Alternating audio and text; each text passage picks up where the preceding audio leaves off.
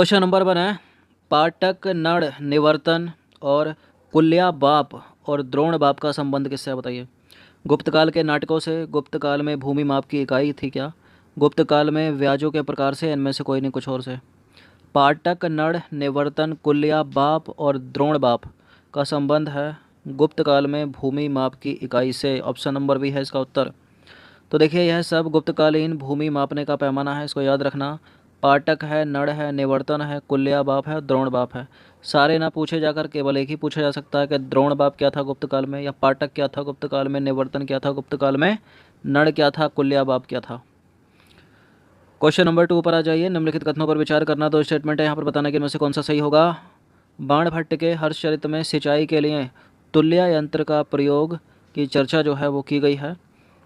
तुला यंत्र की चर्चा जो है वो की गई है। हुएनसांग ने लिखा है कि गुप्त काल में सिंचाई के लिए घंटी यंत्र का प्रयोग होता था। बताइए इनमें से कौन सा करेक्ट है। हुएनसांग ने लिखा है कि गुप्त काल में सिंचाई के लिए घंटी यंत्र का प्रयोग होता था, ये वाला सही है। और बाणभट्ट के हर्षचरित में सिंचाई के लिए तुला यंत्र के प्रयोग की चर्चा की गई है, ये भी सही है। तो दोनों सही है।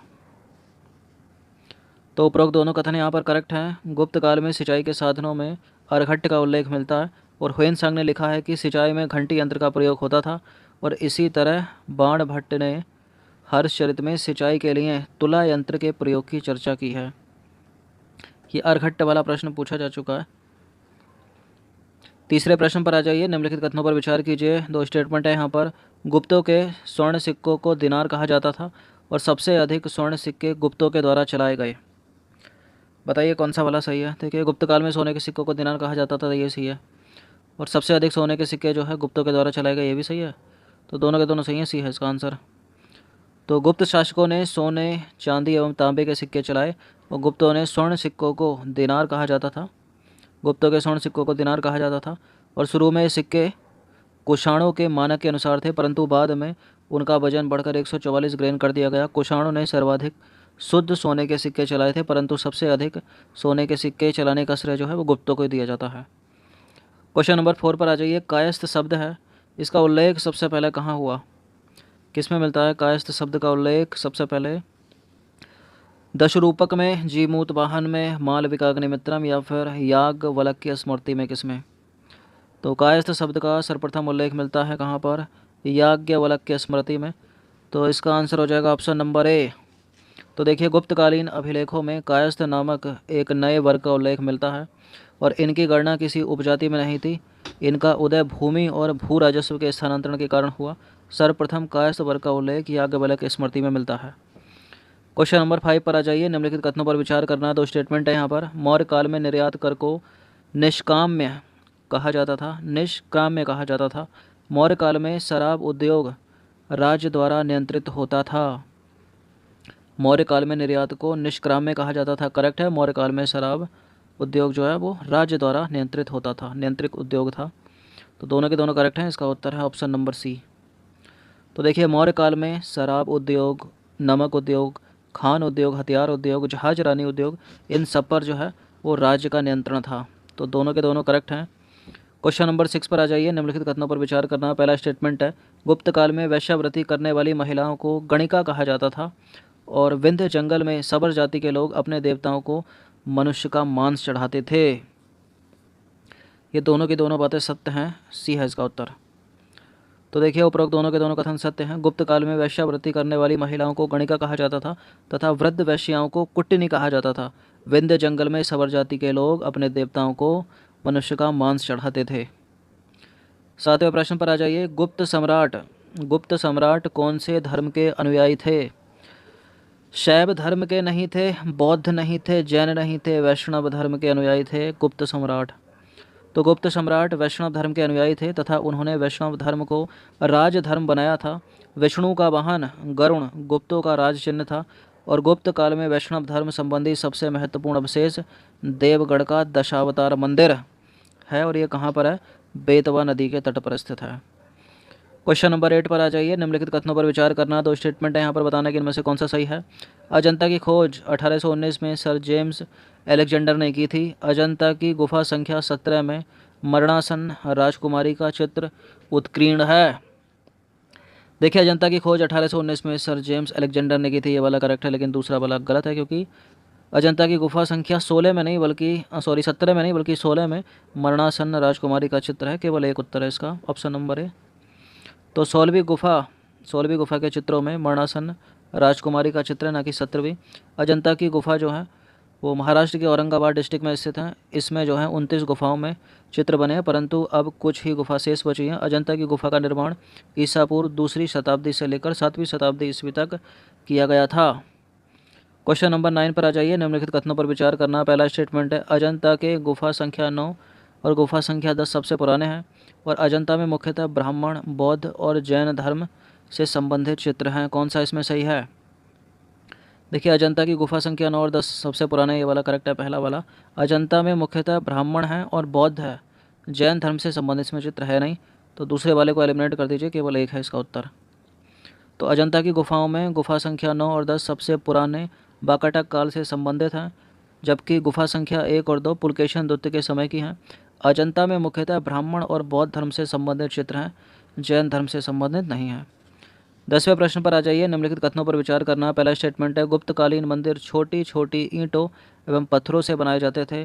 कानपुर का भीतरगांव मंदिर व सिरपुर का लक्ष्मण मंदिर भी छोटी छोटी ईंटों एवं पत्थरों से बनाए गए हैं। कौन सा वाला इसमें सत्य होगा? देखिए पहला वाला इसमें करेक्ट हो जाएगा, दूसरा वाला गलत हो जाएगा। इसमें इसका ऑप्शन कहाँ चला गया? चलिए, तो इसमें ये वाला स्टेटमेंट गलत है, दूसरा वाला, और पहला वाला करेक्ट है। तो उत्तर इसका क्या है? केवल एक सही है यहाँ पर। तो देखिए गुप्तकालीन मंदिर छोटे छोटे ईंटों व पत्थरों से बनाए जाते थे, परंतु कानपुर का जो भीतरगांव मंदिर है वह सिरपुर का लक्ष्मण मंदिर केवल ईंटों से ही निर्मित है। तो यहाँ पे लिखा है ना, कानपुर का भीतरगांव मंदिर, सिरपुर का लक्ष्मण मंदिर भी छोटी छोटी ईंटों और पत्थरों से, तो केवल ईंटों से निर्मित है, पत्थरों का इसमें प्रयोग हुआ नहीं है, तो इसने केवल उत्तर ए सही है यहाँ पर। चलिए 11वें प्रश्न पर आ जाइए। निम्नलिखित में से कौन से गुप्तकालीन मंदिर उत्तर प्रदेश में स्थित हैं? यह प्रश्न मोस्ट इम्पोर्टेंट है, पूछा जा सकता है कल्चर में लगाकर उसके। तो भीतरगांव का मंदिर तो है उत्तर प्रदेश में क्योंकि ये कानपुर में है, और देवगढ़ का दशावतार मंदिर ये भी उत्तर प्रदेश में है। बाकी खो का मंदिर तो मध्य प्रदेश में है, और नचना कुठार का पार्वती मंदिर भी एमपी में है। तो 3 4 को एलिमिनेट कर दीजिए, जहाँ जहाँ पर 3 है वो नहीं होगा, 1 और 2 इसका उत्तर है। तो देखिए भीतरगांव का मंदिर जो है वो कानपुर में स्थित है, और देवगढ़ का दशावतार मंदिर जो है वो झांसी में स्थित है। दोनों के दोनों उत्तर प्रदेश में हो गए। फिर नचना कुठार का पार्वती मंदिर और खोका मंदिर ये दोनों जो हैं वो मध्य प्रदेश में स्थित हैं। 12वें प्रश्न पर आ जाइए। निम्नलिखित कथनों पर विचार करना है। पहला स्टेटमेंट है देवगढ़ का दशावतार मंदिर गुप्तकालीन मंदिरों का सर्वोत्कृष्ट उदाहरण है। दूसरा स्टेटमेंट है दशावतार मंदिर में बना शिखर भारतीय मंदिर निर्माण में शिखर का पहला उदाहरण है। तो कौन सा करेक्ट है इसमें? दशावतार मंदिर में बना शिखर भारतीय मंदिर निर्माण में शिखर का पहला उदाहरण है। तो करेक्ट है, पहला करेक्ट है, दूसरा भी। इसका उत्तर क्या हो जाएगा? ऑप्शन नंबर सी हो जाएगा। तो देखिए गुप्त काल का सर्वोत्कृष्ट मंदिर देवगढ़ का दशावतार मंदिर है। इसमें 12 मीटर ऊंचा एक शिखर है जो भारतीय मंदिर निर्माण में शिखर का पहला उदाहरण है। क्वेश्चन नंबर 13 है निम्नलिखित कथनों में से कौन सा एक गलत है? तो ए में है कला और साहित्य की दृष्टि से गुप्त काल को भारतीय इतिहास का स्वर्ण युग कहा जाता है। गुप्त काल में ही मंदिर निर्माण का जन्म हुआ और यह मंदिर नागर शैली के हैं। गुप्त काल धमेक स्तूप का आधार वर्गाकार है। और डी और देख लीजिए तिगवा का विष्णु मंदिर मध्य प्रदेश के जबलपुर डिस्ट्रिक्ट में स्थित है। तो पहला वाला करेक्ट है, कला और साहित्य की दृष्टि से गुप्त काल को भारतीय इतिहास का स्वर्ण युग कहा जाता है, पढ़ा होगा आपने। और गुप्त काल में ही मंदिर निर्माण कला का जन्म हुआ और यह मंदिर नागर शैली के हैं। तो 3 प्रकार की शैलियाँ, नागर शैली, बेसर शैली और द्रविड़ शैली। नागर उत्तर की हो गई और द्रविड़ हो गई दक्षिण भारत की, और बेसर कहाँ की हो गई? मध्य भारत की। गुप्तकालीन धमेक स्तूप का जो आधार है ना वो वर्गाकार नहीं है, गलत है, गोलाकार है। बाकी ये करेक्ट है, तिगवा का विष्णु मंदिर मध्य प्रदेश के जबलपुर डिस्ट्रिक्ट में है। तो देखिए गुप्त काल के बौद्ध स्तूपों में सारनाथ का धमेक स्तूप प्रसिद्ध है। ये ईंटों का बना हुआ है और इसका आधार स्तूपों के समान वर्गाकार ना होकर गोलाकार है। इसमें अन्य स्तूपों के समान चबूतरा नहीं है बल्कि ये धरातल पर निर्मित है। क्वेश्चन नंबर 14 पर आ जाइए। अजंता की कौन सी गुफा संख्या को चित्रशाला कहा गया है? अजंता की कौन सी गुफा संख्या को चित्रशाला कहा गया है? तो चित्रशाला कहा गया है गुफा संख्या 17 को। तो इसका आंसर क्या हो जाएगा? Option number B. टोटल कितनी गुफाएं हैं? 29। तो 17वीं गुफा के चित्रों को चित्रशाला कहा जाता है।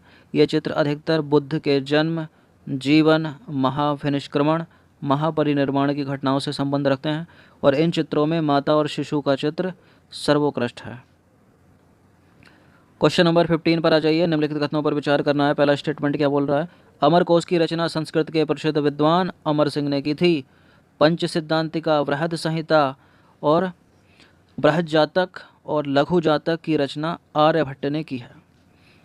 देखिए, पंच सिद्धांतिका तो पढ़ा होगा एग्जाम में, पहले बहुत बार पूछा हुआ है। पंच सिद्धांतिका बरहमहीर किया, चूँकि पंच सिद्धांतिका बरहमहीर किया तो बृहद संहिता बरहमहीर की हो गई और बृहद जातक बरहमहीर हो गया, लघु जातक भी बरहमहीर हो गया। आर्यभट्ट की है नहीं इसमें, तो दूसरे वाले को हटा दीजिए, तो उत्तर इसका केवल एक ही सही हो जाएगा यहाँ पर। तो देखिए, पंच सिद्धांतिका और बृहद संहिता और बृहद जातक और लघु जातक की रचनाएं बराहमिहिर के द्वारा की गई हैं। ये गुप्त काल के प्रसिद्ध ज्योतिषी थे। ये बहुत पूछी जाती है पंच सिद्धांतिका और बृहद संहिता, और साथ साथ में बृहद जातक और लघु जातक, इन दोनों का भी नाम याद कर लो। ये भी बराहमिहिर के द्वारा ही लिखित हैं। तो ये 15 प्रश्न थे इंपॉर्टेंट, अच्छे से इसका रिवीजन कर लेना 1 से 2 बार। धन्यवाद।